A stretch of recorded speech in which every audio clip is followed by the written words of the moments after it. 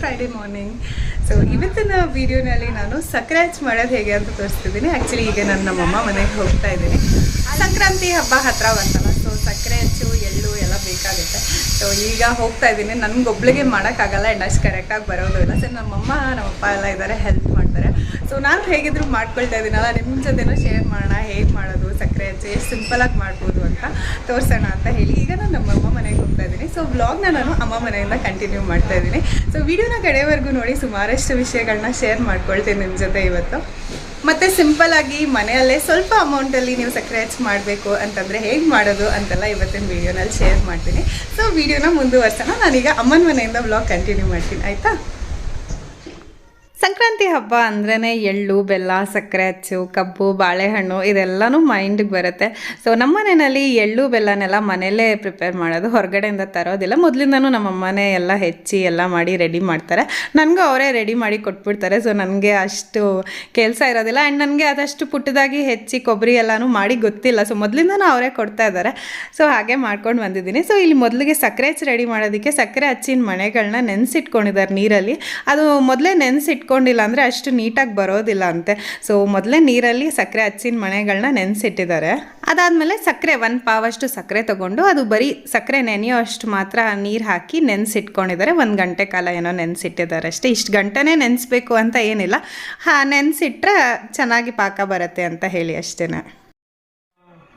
ಸಕ್ಕರೆ ಈಗ ನೆನೆಸಿ ಮಾಡಿದಾಗ ಎಷ್ಟು ಕಲರ್ ನೋಡು, ಕಲರ್ ಡಿಫ್ರೆನ್ಸ್ ಸ್ವಲ್ಪ ಕಪ್ಪಗಿರುತ್ತೆ. ಮತ್ತೆ ಶೋಧಿಸಿದ್ಮೇಲೆ ಸ್ವಲ್ಪ ಕಲರ್ ಚೇಂಜ್ ಆಗುತ್ತೆ.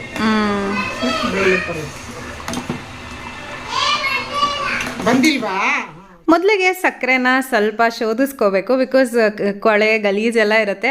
ಹಾಗೆ ಮಾಡಿಬಿಟ್ರೆ ಅಚ್ಚು ಒಂದು ಸ್ವಲ್ಪ ಕಲರ್ ಬರೋದಿಲ್ಲ ಬೆಳ್ಳಗೆ. ಅದಕ್ಕೆ ಒಂದು 3 ಸಲ ಸೋಸ್ಕೊಳ್ಬೇಕು. ಮೊದಲನೇ ಸಲ ಹಾಗೆಯೇ ಒಂದ್ಸಲಿ ಕುದಿ ಬಂದಮೇಲೆ ಸಕ್ಕರೆ ಏನು ಕರ್ಗದ ಮೇಲೆ ಕುದಿ ಬರುತ್ತಲ್ಲ, ಆಗ ಒಂದ್ಸಲಿ ಬಿಳಿ ಶುಭ್ರವಾದ ಬಟ್ಟೆ ತೊಗೊಂಡು ಅದರಲ್ಲಿ ಸೋಸ್ಕೊಳ್ಬೇಕು. ಅದಾದಮೇಲೆ ಸೋಸ್ಕೊಂಡ್ಮೇಲೆ ಪಾತ್ರೆ ಬಟ್ಟೆ ಎರಡೂ ಚೆನ್ನಾಗಿ ತೊಳ್ಕೊಬೇಕು. ಇಲ್ಲ ಅಂತಂದರೆ ಕೊಳೆ ಇರುತ್ತೆ, ಅದು ಮತ್ತೆ ಹಾಗೆ ರಿಪೀಟ್ ಆಗುತ್ತೆ. ಸೊ ತೊಳ್ಕೊಂಡು ನೋಡಿ, ಕೊಳೆ ಫಸ್ಟ್ ಟೈಮ್ ಸೋಸಿದಾಗ ಎಷ್ಟೊಂದು ಕೊಳೆ ಬಂದಿದೆ ಸಕ್ಕರೆದು. ಮತ್ತು ಅದಕ್ಕೆ ಬಟ್ಟೆನ ಮತ್ತು ಪಾತ್ರೆ ಎರಡೂ ಚೆನ್ನಾಗಿ ತೊಳ್ಕೊಂಡು ನೆಕ್ಸ್ಟ್ ರೌಂಡ್ ಸೋಸ್ಕೋಬೇಕು. ನೆಕ್ಸ್ಟ್ ರೌಂಡು ಹಾಲು ಹಾಕಿ ಸೋಸ್ಕೊಳ್ಬೇಕು. ಒಂಚೂರು ಹಾಲು ಒಂದು ಸ್ವಲ್ಪ ಹಾಕಿ ಮತ್ತೆ ಒಂದು ಕುದಿ ಸಕ್ಕರೆ ಪಾಕ ಏನಿದೆ ಅದು ಒಂದು ಕುದಿ ಬಂದ ತಕ್ಷಣ ಮತ್ತೆ ಸೋಸ್ಕೋಬೇಕು. ಸಕ್ಕರೆ ಪಾಕ ಏನಿದೆಯಲ್ಲ, ಅದು ಏನು ಕನ್ಸಿಸ್ಟೆನ್ಸಿ ಪಾಕ ಅಂತ ಏನಿಲ್ಲ, ಒಂದು ಕುದಿ ಬಂದ ತಕ್ಷಣ ಹಾಲು ಹಾಕಿ ಮತ್ತೆ ಸೋಸ್ಕೊಂಬಿಡಬೇಕು. ಅದರಲ್ಲೂ ಸುಮಾರಷ್ಟು ಕೊಳೆ ಬಂದುಬಿಡುತ್ತೆ. ಅದಾದಮೇಲೆ ಮತ್ತೆ ಒಂದ್ಸಲಿ ಮೊಸರು ಹಾಕಿ ಸೋಸ್ಕೊಳ್ಬೇಕು. ಅಲ್ಲಿಗೆ ಅಚ್ಚು ಚೆನ್ನಾಗಿ ಬೆಳ್ಳಗೆ ಬರುತ್ತೆ ಅಂತ ಹೇಳ್ತಾರೆ. ಸಕ್ಕರೆ ಹಚ್ಚು ನೀವು ಮನೇಲೇ ಮಾಡ್ಕೊಳ್ಳೋದು ಬೆಟರು. ಬಿಕಾಸ್ ಹೊರಗಡೆ ಎಲ್ಲ ಮಾಡಿದಾಗ ಈ ಥರ ಸಕ್ಕರೆನೆಲ್ಲ ಸೋಸಿ ಮಾಡಿರೋದಿಲ್ಲ. ಮತ್ತು ಅದು ಬೆಳ್ಳಗೆ ಬರಬೇಕು ಅಂತ ಕೆಮಿಕಲ್ ಎಲ್ಲ ಹಾಕ್ತಾರೆ. ಮತ್ತು ಇಷ್ಟು ನೀಟಾಗಿ ಪ್ರೊಸೀಜರು ಅಲ್ಲಿ ಮಾಡೋದಿಲ್ಲ. ಸೊ ಅಂಗಡೀಲಿ ಕೊಂಡಚ್ಚು ಯಾವಾಗ್ಲೂ ಒಂಥರ ರುಚಿನೂ ಅಷ್ಟು ಚೆನ್ನಾಗಿರಲ್ಲ.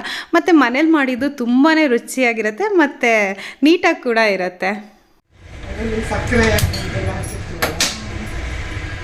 ಇದನ್ನ ಇದೇ ಸೌಟಲ್ಲಿ ತೊಳಸ್ಲ, ಇದನ್ನು ತೊಳಿಬೇಕಾ? ಇಲ್ಲ, ಅದನ್ನು ತೊಳಿಬೇಕು. ಕೊಳೆ ಬಿಸಾಕ್ಲ, ಬಿಸಾಕಿ. ಇಬ್ಬರಿದ್ರೆ ಸ್ವಲ್ಪ ಮಾಡ್ಕೊಳ್ಳೋದು ಈಸಿ ಆಗುತ್ತೆ. ಒಬ್ಬರು ತೊಳಿಸ್ತಾ ಇದ್ರೆ ಒಬ್ಬರು ತೊಳ್ಕೊಂಡು ಅಚ್ಚುಗಳನ್ನೆಲ್ಲ ಜೋಡಿಸ್ಕೊಂಡು ಎಲ್ಲ ಮಾಡ್ಬೋದು. ಒಬ್ಬರಾದ್ರೂ ಮಾಡಬಹುದು, ಬಟ್ ಸ್ವಲ್ಪ ನಿಧಾನ ಆಗುತ್ತೆ ಅಷ್ಟೇ. ಆಲ್ರೆಡಿ ಅಚ್ಚು ಮಾಡಿದ್ರು ನಮ್ಮಮ್ಮ ಅವ್ರ ಮನೆಗೆ ಬೇಕಾದಷ್ಟು. ನಾನು ಬೇಡ ಅಂತಲೇ ಹೇಳಿದ್ದೆ. ಅದಾದಮೇಲೆ ಬೇಕು ಒಂದು 20-30 ಅಚ್ಚಾದರೆ ಸಾಕು ಅಂತ ಹೇಳಿದೆ. ಅದಕ್ಕೋಸ್ಕರ ಮತ್ತೊಂದು ಸಲ ನನಗೋಸ್ಕರ ಇವಾಗ ಮಾಡ್ತಾ ಇರೋದು. ಅದಕ್ಕೋಸ್ಕರ ಕಮ್ಮಿ, ಒಂದು 20-30 ಅಚ್ಚು ಆಗೋಷ್ಟು ಅಷ್ಟೇ ಮಾಡ್ತಾಯಿದ್ದಾರೆ.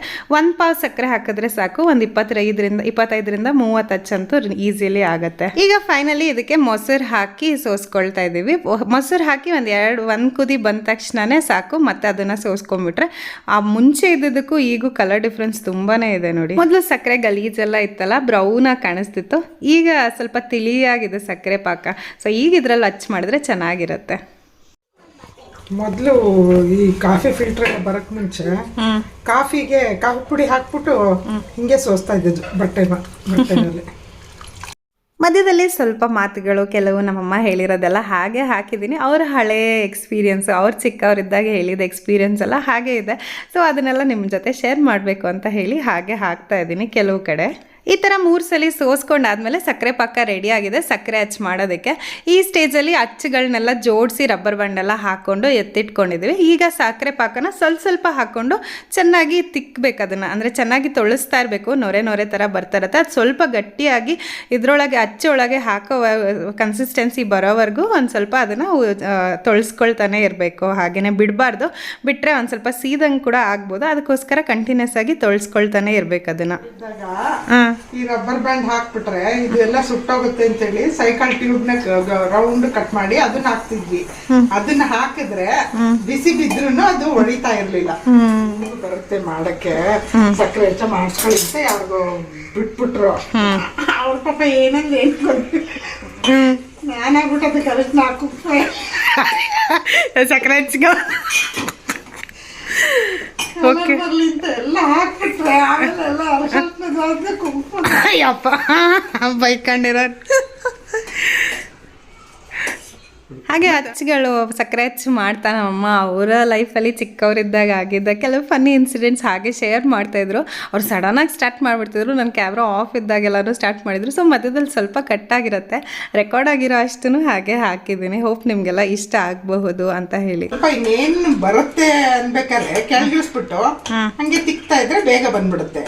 ನೀನ್ ಅಲ್ಲಿಂದ ತೆಗೆದ ತಕ್ಷಣ ಇಲ್ಲಿ ಹಾಕಿದ್ರೆ ಒಂದ್ ಹಚ್ಚಿಗೆ ಹಾಕೋ ಹೊತ್ತಿಗೆನೆ ಅದು ಗಟ್ಟಿ ಆಗ್ಬಿಡುತ್ತೆ.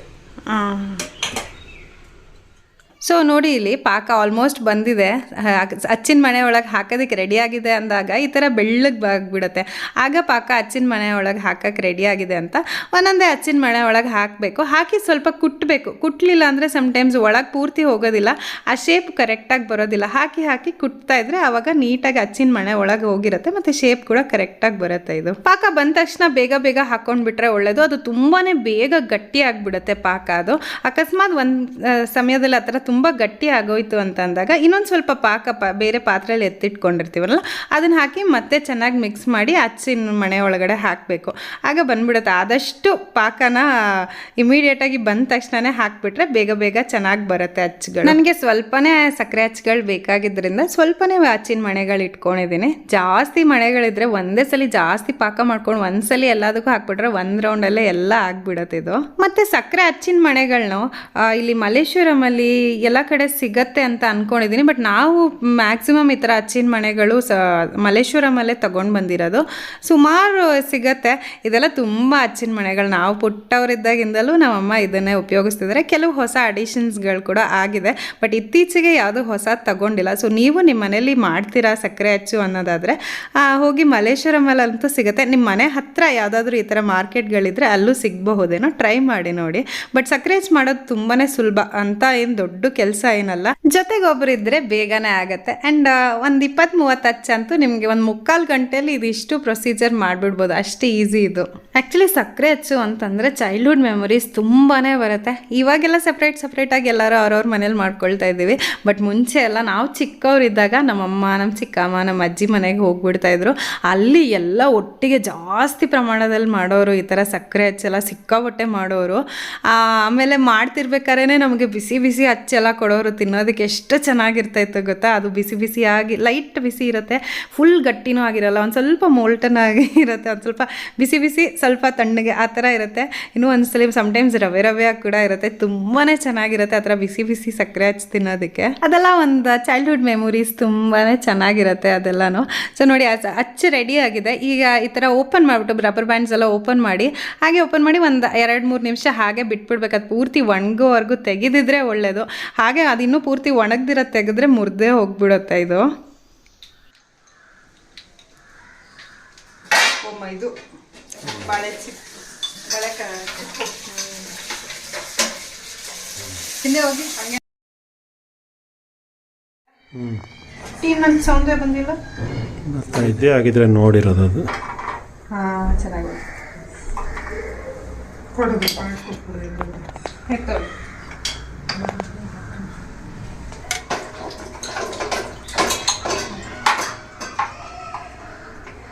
ಹಂಗೆ ಮುಂದೆ ಬಂದ್ರಪ್ಪ ಜೋಡಿಸ್ತಾ ಇರ್ತೀನಿ. ಇದು ಸಕ್ಕರೆ ಜೋಡಿಸಿ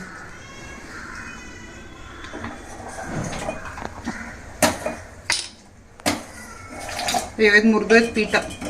ಯಾವುದು ಇದು ಬಾತ್ಕೋಳಿ ಹಾಕ್ಬಿಡು ಹೋಗ್ಲಿ. ಚೆನ್ನಾಗಿದ್ರೆ ಇಡು. ಇರ್ಲಿ ಬಿಡು. ಅಲ್ಲ ಮೇಲ್ಗಡೆ ಚೆನ್ನಾಗಿದೆ, ಪೀಠ ಮಾತ್ರ ಅಯ್ಯೋ ಇದ್ರ ತಲೆನೇ ಹೊಟ್ಟೋಯ್ತು. ಎಲ್ಲಿ ಬಿಡು ಬೇಡ, ಅಯ್ಯೋ ನಿಧಾನಕ್ಕೆ ತೆಗಿಬೇಕು. ನಿಧಾನಕ್ಕೆ ತೆಗಿಬೇಕು. ಇದು ಬಂದಿದೆ. ಅಯ್ಯೋ ಪಿನ್ ಇಟ್ಕೋಬೇಕಿದೆ. ಅಯ್ಯೋ ಪೀಠ ಹೋಯ್ತು ಇದ್ರದ್ದು.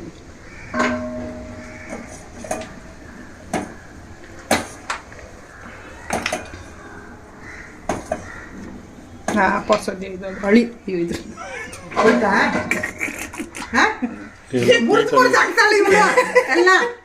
ಅದು ಹಚ್ಚು ಇನ್ನೊಂದು ಸ್ವಲ್ಪ ಒಣಗಕ್ಕೆ ಬಿಡಬೇಕಾಯ್ತು. ನಾನು ಆಗಿದೆ ಅಂತ ಹಾಗೆ ತೆಗಿತಾ ಇದ್ದೆ. ಇನ್ನೂ ಸ್ವಲ್ಪ ಹಸಿ ಇತ್ತಲ್ಲ, ಬೇಗ ಬೇಗ ಮುರ್ಕೊಂಡು ಹೋಗ್ತಾಯಿತ್ತು.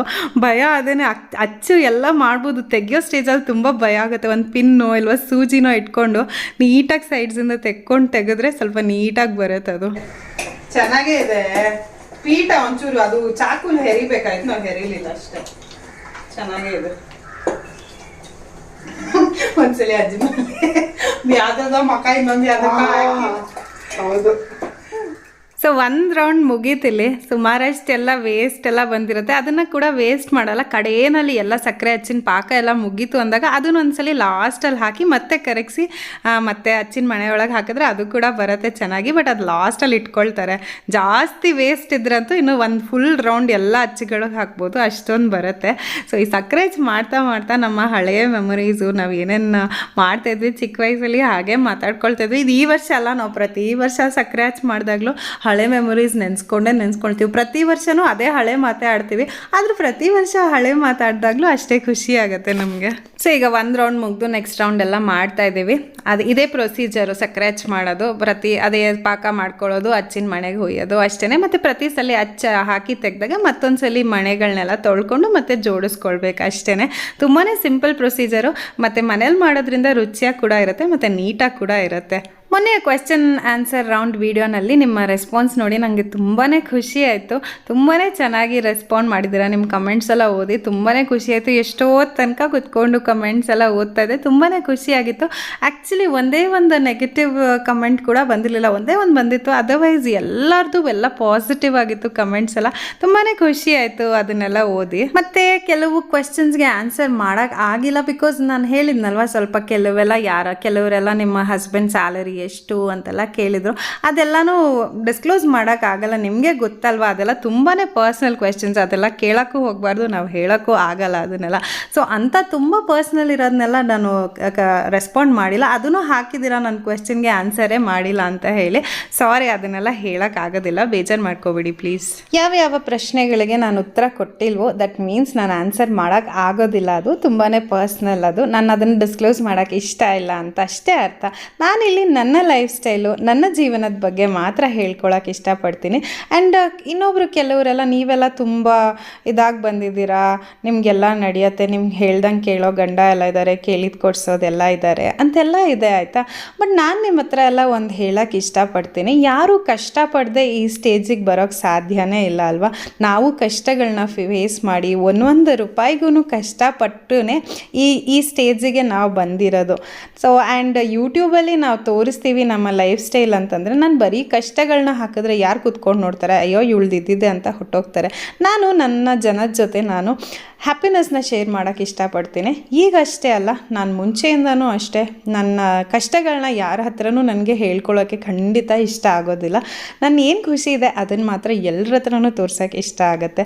ಸೊ ಖುಷಿನ ಶೇರ್ ಮಾಡೋದು, ಖುಷಿನ ಹಂಚೋದ್ರಿಂದ ನಾವು ಖುಷಿಯಾಗಿರ್ತೀವಿ ಅನ್ನೋದು ನನ್ನ ಭಾವನೆ. ನನ್ನ ಕಷ್ಟಗಳನ್ನಾಗಲಿ, ನಾನು ಏನೇನು ಕಷ್ಟಪಟ್ಟೆ ಅಂತ ಹೇಳ್ಕೊಳ್ಳೋದಾಗಲಿ ನನಗೆ ಖಂಡಿತ ಇಷ್ಟನೇ ಆಗಲ್ಲ. ಆ್ಯಂಡ್ ನನಗೆ ಯಾವುದೂ ಕೇಕ್ ವಾಕಾಗೂ ಇರಲಿಲ್ಲ. ನಾನು ಲೈಫಲ್ಲಿ ತುಂಬಾ ಕಷ್ಟಪಟ್ಟಿದ್ದೀನಿ. ಬಿಕಾಸ್ ಸುಮಾರು ಜನ ಆ ಥರ ಕಮೆಂಟ್ಸಲ್ಲಿ ಹೇಳಿದ್ದೀರಾ, ನಿಮಗೇನು, ನಿಮಗೆಲ್ಲ ಇದೆ, ದುಡ್ಡಿದೆ, ಕಾರ್ ಇದೆ, ದೊಡ್ಡ ಮನೆ ಇದೆ, ಕೇಳಿದ್ದೆಲ್ಲ ಕೊಡಿಸೋರಿದ್ದಾರೆ, ಗಂಡ ಇದ್ದಾರೆ, ಅಪ್ಪ ಇದ್ದಾರೆ ಅಂತೆಲ್ಲ ಹೇಳಿದ್ದೀರಾ.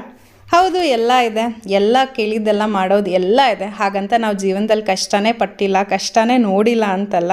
ಎಲ್ಲ ಥರ ಕಷ್ಟಗಳನ್ನ ಫೇಸ್ ಮಾಡಿನೇ ನಾವು ಮೇಲೆ ಬಂದಿರೋದು. ಆ್ಯಂಡ್ ಜಸ್ಟ್ ಬಿಕಾಸ್ ನಾವು ಅದನ್ನೆಲ್ಲ ಶೇರ್ ಮಾಡಲ್ಲ ಅಂತ ನಮ್ಗೆ ಅದೆಲ್ಲ ಏನೂ ಇಲ್ಲ ಅಂತಲ್ಲ. ಆ್ಯಂಡ್ ಕಷ್ಟಗಳ ಪ್ರಮಾಣ ಒಬ್ಬೊಬ್ಬರಿಗೆ ಒಂದೊಂದು ಥರ ಇರುತ್ತೆ. ಯಾವ ಕಷ್ಟನೂ ಯಾರ ಕಷ್ಟದ ಜೊತೆಗೂ ಕಂಪೇರ್ ಮಾಡೋಕ್ಕಾಗಲ್ಲ. ಬಿಕಾಸ್ ಅವರವರ ಲೆವೆಲ್ಗೆ ಅವರವರ ಕಷ್ಟ ದೊಡ್ಡದಾಗೇ ಇರುತ್ತೆ. ಸೊ ನಾನಿಲ್ಲಿ ಕಷ್ಟಗಳ ಬಗ್ಗೆ ಆಗಲಿ, ನಾವು ಪಟ್ಟ ಶ್ರಮಗಳ ಬಗ್ಗೆ ಆಗಲಿ ಮಾತಾಡೋದಕ್ಕೆ ಇಷ್ಟಪಡೋದು ಇಲ್ಲ. ಆ್ಯಂಡ್ ಅದು ಮಾತಾಡೋಕ್ಕೆ ನನಗೆ ಇಷ್ಟನೂ ಆಗಲ್ಲ. ನನಗೆ ಯಾವಾಗಲೂ ಖುಷಿ ಹಂಚೋದಕ್ಕೆ ಇಷ್ಟ, ಎಲ್ಲರ ಜೊತೆನೂ ಖುಷಿಯಾಗಿರೋದು ಇಷ್ಟ. ನನ್ನ ವ್ಲಾಗ್ಸ್ ನೋಡೋರಿಗೆ ಒಂದು ಖುಷಿ, ನಾನು ನೋಡಿದ ತಕ್ಷಣ, ನಮ್ಮ ವ್ಲಾಗ್ ನೋಡಿದ ತಕ್ಷಣ ಖುಷಿ ಆಗಬೇಕು, ಅದು ಬಿಟ್ಟು ಬೇರೆ ಯಾವುದೇ ಭಾವನೆ ಬರಬಾರ್ದು ಅಂತ ಒಂದು ಪ್ರಯತ್ನದಲ್ಲಿ ನಾನು ವೀಡಿಯೋಸ್ನ ಮಾಡ್ತಾಯಿದ್ದೀನಿ ಅಷ್ಟೇ. ನನಗೆ ಖುಷಿ ಹಂಚೋಕೆ ತುಂಬ ಇಷ್ಟ, ಎಲ್ಲರೂ ಖುಷಿಯಾಗಿರಬೇಕು ಅಂತ ನನಗೆ ಆಸೆ. ಅದರಲ್ಲಿ ಒಂದು ಪುಟ್ಟ ಪ್ರಯತ್ನ ಮಾಡ್ತಾಯಿದ್ದೀನಿ. ಅದರಲ್ಲಿ ಸುಮಾರಷ್ಟು ಜನನೂ ನನಗೆ ಹೇಳಿದ್ದೀರಾ ನೀವು, ನನಗೆ ನಿಮ್ಮ ವೀಡಿಯೋಸ್ ನೋಡಿ ತುಂಬ ಖುಷಿ ಆಗುತ್ತೆ ಅಂತ. ಅದನ್ನು ನೋಡಿದಾಗ ಅಪ್ಪ ಸದ್ಯ ನಾನು ವೀಡಿಯೋ ಮಾಡ್ತಿರೋದು ಸಾರ್ಥಕ ಅಂತ ನನಗೆ ಅನಿಸುತ್ತೆ. ಲೈಫಲ್ಲಿ ನಾವು ಪ್ರತಿಯೊಂದನ್ನು ಮಾಡೋದು, ಕಷ್ಟಪಟ್ಟು ದುಡಿಯೋದಾಗಿರ್ಬೋದು, ಏನೇ ಕೆಲಸ ಮಾಡೋದಾಗಿರ್ಬೋದು, ಅಲ್ಟಿಮೇಟ್ ರಿಸಲ್ಟ್ ನಮಗೆ ನಾವು ಖುಷಿಯಾಗಿರಬೇಕು ಅಂತ ಅನ್ನೋದು ನನ್ನ ಜೀವನದ ಗುರಿ. ಅದೇನೆ, ಏನೋ ಸಾಧಿಸ್ಬಿಟ್ರೆ ನನಗೆ ಖುಷಿ ಅಂತಲ್ಲ, ನಾನು ಪ್ರತಿದಿನ ಬೆಳಗ್ಗೆ ಎದ್ದಾಗಿಂದ ರಾತ್ರಿವರೆಗೂ ಖುಷಿಯಾಗಿದ್ದರೆ ಅದೇ ನನಗೆ ದೊಡ್ಡ ಸಾಧನೆ. ಹ್ಯಾಪಿನೆಸ್ ಅನ್ನೋದು ಎಲ್ಲೋ ಹುಡ್ಕೊಂಡು ಹೋಗೋದ್ರಲ್ಲಿ ಇರೋದ್ರಿಲ್ಲ, ನಾವು ಕ್ರಿಯೇಟ್ ಮಾಡೋದ್ರಲ್ಲಿ ಹ್ಯಾಪಿನೆಸ್ ಇರೋದು. ಹುಡ್ಕೊಂಡು ಹೋದರೆ ಖುಷಿ ಯಾವತ್ತೂ ಸಿಗೋದಿಲ್ಲ. ನಾವು ಇರೋ ಪ್ರತಿ ಕ್ಷಣನೂ ಎಂಜಾಯ್ ಮಾಡ್ತಾ ಇರೋದೇ ಖುಷಿ. ನೀವು ಹೇಳ್ತೀರಾ ನೀವು ಎಲ್ಲ ಚೆನ್ನಾಗಿದೆ, ಖುಷಿಯಾಗಿದ್ದೀರಾ ಅಂತ. ನಾನು ಯಾವಾಗ ಹೇಳಿದೆ ನಂದು ಎಲ್ಲ ಕರೆಕ್ಟಾಗಿದೆ ಅಂತ? ನಿಮಗೆ ಹಾಗೆ ಕಾಣಿಸೋ ಥರ ನಾನು ಮಾಡ್ತಾಯಿದ್ದೀನಿ ಅಷ್ಟೇ ಹೊರತು ಎಲ್ಲ ಪರ್ಫೆಕ್ಟಾಗಿ ಯಾರಿಗೂ ಇರೋದಿಲ್ಲ. ಸೊ ಎಲ್ಲರ ಜೀವನದಲ್ಲೂ ಕಷ್ಟ ಇದ್ದೇ ಇರುತ್ತೆ. ಅದನ್ನು ಹೇಗೆ ಪಾರು ಮಾಡಿಕೊಂಡು ಖುಷಿಯಾಗಿ ಇರ್ಬೋದು ಅನ್ನೋದಷ್ಟೇ ನಮ್ಮ ಜೀವನದ ಗುರಿಯಾಗಿರಬೇಕು. ಅಯ್ಯೋ ನನಗೆ ಕಷ್ಟ ಇದೆ ಅಂತ ಮರುಗ್ತಾ ಕೂತಿದ್ರೆ ಕಷ್ಟನೇ ಇರುತ್ತೆ. ಅದನ್ನು ಮೀರಿ ಕಷ್ಟನ ಛಲವಾಗಿ ತಗೊಂಡು ಏನಾದರೂ ಸಾಧಿಸ್ತೀವಿ ಅಂತ ಹೋದಾಗ್ಲೇ ನಮಗೆ ಬೆಸ್ಟ್ ಔಟ್ಕಮ್ ಬರೋದು. ಯಾರ ಜೀವನದಲ್ಲೂ ಬರೀ ಕಷ್ಟ ಇರೋದಿಲ್ಲ. It's a cycle. ಕಷ್ಟ ಬಂದಾಗ ಕಷ್ಟ ಅಯ್ಯೋ ಅಂತ ಅನ್ಸುತ್ತೆ, ಆ್ಯಂಡ್ ಕಷ್ಟನೇ ಜಾಸ್ತಿ ಕಾಣಿಸುತ್ತೆ. ಸುಖ ಅನ್ನೋದು ಖಂಡಿತವಾಗ್ಲೂ ಬರುತ್ತೆ, ಯಾಕಂದರೆ ಜೀವನ ಅನ್ನೋದು ಒಂದು ಸೈಕಲ್ ಥರ. ಒಂದೇ ಇರೋದಕ್ಕೆ ಸಾಧ್ಯನೇ ಇಲ್ಲ. ಇವಾಗ ಕಷ್ಟ ಇದೆ ಅಂದರೆ ಅದು ಲರ್ನಿಂಗ್ ಫೇಸ್ ಆಫ್ ಲೈಫು. ಅದನ್ನು ಮೀರಿ ಮತ್ತೆ ಸುಖ ಬಂದೇ ಬರುತ್ತೆ. ಅಲ್ಲಿವರೆಗೂ ನಮಗೆ ತಾಳ್ಮೆ ಇರಬೇಕು ಅಷ್ಟೇ. ಮಾತಾಡ್ತಾ ವಿಡಿಯೋ ಕಡೆಗೆ ಬಂದ್ಬಿಟ್ಟಿದ್ದೀವಿ. ಸೊ ಸಕ್ಕರೆ ಹಚ್ಚಿ ಮಾಡೋದು ಹೇಗೆ ಅಂತ ನೋಡ್ಕೊಂಡ್ರಲ್ಲ, ನನಗೆ ತಿಳಿದ ಮಟ್ಟಿಗೆ ಹೇಗೆ ಮಾಡೋದು ಅದನ್ನ ಕನ್ವೆ ಮಾಡಿದ್ದೀನಿ. ಕೆಲವು ನನ್ನ ಮನಸ್ಸಿನ ಮಾತುಗಳನ್ನ ಕೂಡ ನಿಮ್ಮ ಜೊತೆ ಶೇರ್ ಮಾಡ್ಕೊಂಡಿದ್ದೀನಿ. ಐ ಹೋಪ್ ಈ ವಿಡಿಯೋ ನಿಮಗೆ ಇಷ್ಟ ಆಗಿದೆ ಅಂತ ಅಂದ್ಕೊಳ್ತೀನಿ. ಇಷ್ಟ ಆಗಿದ್ರೆ ದಯವಿಟ್ಟು ಲೈಕ್ ಮಾಡಿ ಆ್ಯಂಡ್ ಕಮೆಂಟ್ಸಲ್ಲಿ ತಿಳಿಸಿ ಹೇಗೆ ಅನಿಸ್ತು ಈ ವಿಡಿಯೋ ಅಂತ. ನನ್ನಿಂದ ನಿಮ್ಮ ಯಾರಾದರೂ ಭಾವನೆಗಳಿಗೆ ಹರ್ಟ್ ಆಗಿದ್ರೆ ಅದು I am so sorry for that. ನಿಮ್ಮ ಯಾರಿಗೂ ಹರ್ಟ್ ಮಾಡಬೇಕು ಅನ್ನೋದು ನನ್ನ ಉದ್ದೇಶ ಅಲ್ಲ. ನನ್ನ ಮನಸ್ಸಿಗೆ ಏನು ಅನಿಸುತ್ತೆ ಅದನ್ನು ನಿಮ್ಮ ಜೊತೆ ಶೇರ್ ಮಾಡ್ಕೊಳ್ಳೋದಷ್ಟೇ ನಾನಿಲ್ಲಿ ಮಾಡ್ತಾ ಇರೋದು. ಅದರಿಂದ ನಿಮ್ಗೆ ಯಾರಿಗಾದರೂ ಹರ್ಟ್ ಆಗಿದ್ರೆ I am really sorry for that. Thank you so much ವಿಡಿಯೋನ ಕಡೆವರೆಗೂ ನೋಡಿದ್ದಕ್ಕೆ. ಸಕ್ಕರೆ ಹಚ್ಚಿನ ರೆಸಿಪಿ ಇಷ್ಟ ಆಯಿತು ಅಂತ ಅಂದ್ಕೊಳ್ತೀನಿ. ಇಷ್ಟ ಆಗಿದ್ರೆ, ಈಸಿ ಅಂತ ಅನಿಸಿದ್ರೆ ಮನೇಲಿ ಕೂಡ ಒಂದ್ಸಲಿ ಟ್ರೈ ಮಾಡಿ ನೋಡಿ, ಆಯಿತಾ? ಸಿಗೋಣ ಮತ್ತೆ ಮುಂದಿನ ವ್ಲಾಗ್ನಲ್ಲಿ. ಅಂಟಿಲ್ ದೆನ್ ಟೇಕ್ ಕೇರ್, ಬಾಯ್.